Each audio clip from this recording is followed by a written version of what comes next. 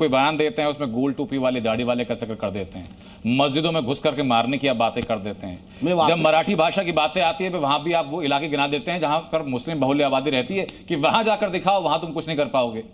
तो हर टॉपिक को घुमा के नीतीश राणे हिंदू मुसलमान पर क्यों ले आते? नहीं, क्योंकि एक बात कीजिए, जब ये आपने वो मराठी का टॉपिक निकाला, मैंने इतना ही बताया कि पहले तो किसी को भी इस तरीके से मारना हमारी महाराष्ट्र की सरकार उसकी इजाज़त देती ही नहीं है, एक। और अगर आपको मराठी की बात करनी है तो हर किसी को उस मराठी के उस दायरे में लेके आना चाहिए। आप सिलेक्टिव नहीं रह सकते कि हमको मराठी सिखानी है, मराठी को उनके ऊपर बोलता ना उसको कंपलसरी करना है, तो आप एक किसी गरीब हिंदू को ही पकड़ोगे और बोलोगे भाई तू मराठी बोल, तो फिर वही नियम वही कानून आप कोई मोहल्ले में जाके लगाइए। मैंने इतना ही कहा है, अगर आपको हिंदी और मराठी के बारे में मराठी सख्ती होनी चाहिए जो महाराष्ट्र में है ही, मगर उसको आपको बोलना है कि आप मराठी में ही बोलो। तो जो आप एक गरीब हिंदू के साथ कर रहे हो तो हम मोहल्ले में भी जाके क्यों नहीं करते?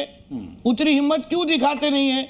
यहाँ को आपको शेर बनना है मगर वहां बिल्ली बन के घूमते हो, इस तरीके का स्टेटमेंट है वो जी। तो इसमें मुझे नहीं लगता कुछ गलत, क्योंकि आप जैसे ही अपने बहुत मित्र चैनल ने फिर जब भी बाहर अलग अलग मोहल्लों में गए तभी उन्होंने मुंह पे कहा हमको मराठी नहीं बोलने का, आपको जो करना है करो, हमको इधर कोई मारने आया तो हम नहीं मारेंगे। एक तरफ कहते हैं कि साहब नहीं, जो देशभक्त है वो बिल्कुल सब बराबर हैं, तो क्या कहीं आप ये तो नहीं कहना चाहते हैं कि राष्ट्रभक्त के खिलाफ हम नहीं हैं, बाकी के खिलाफ हैं, जो राष्ट्रभक्त नहीं है उसके खिलाफ है? आप ये कहना चाहते हैं उसमें रंग मंग हटा दें? तो गलत क्या है उसके? अब यही पूछ रहे हैं, मतलब आपका यही आपका मतलब यही है। जो राष्ट्रभक्त है, जो इस राष्ट्र में रह के ये राष्ट्र को अपना सर्वोपरि मानता है, तो उसके खिलाफ रंग का कोई मतलब तो नहीं है ना? फिर रंग का कोई मतलब, कोई भी रंग का हो सकता है। चलिए, आप ये कहना चाहते हैं उसमें रंग मंग हटा दें? तो गलत क्या है उसके? अब यही पूछ रहे हैं, मतलब आपका यही आपका मतलब यही है। जो राष्ट्रभक्त है, जो इस राष्ट्र में रह के ये राष्ट्र को अपना सर्वोपरि मानता है, तो उसके खिलाफ रंग का कोई मतलब तो नहीं है ना?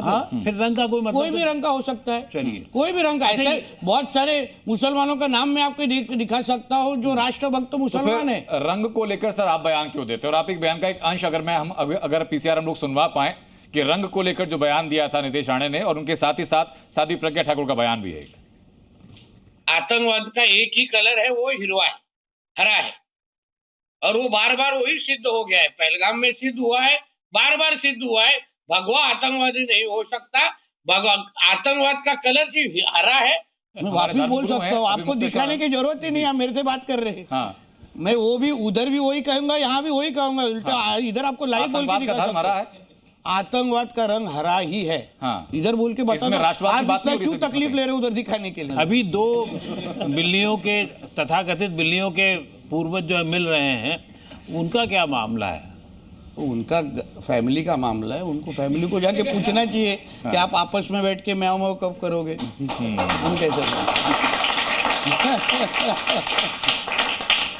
हम जिहादियों के खिलाफ है, जो हमारे देश में रह के जिहाद करना चाहते हैं, हम उनके खिलाफ हैं और उनके खिलाफ ही रहेंगे। मैं सीधा ऑडियंस की बात उनके पास, अगर आप कोई सवाल पूछना चाहेगा जी, शॉर्ट में सवाल रखिए अपना।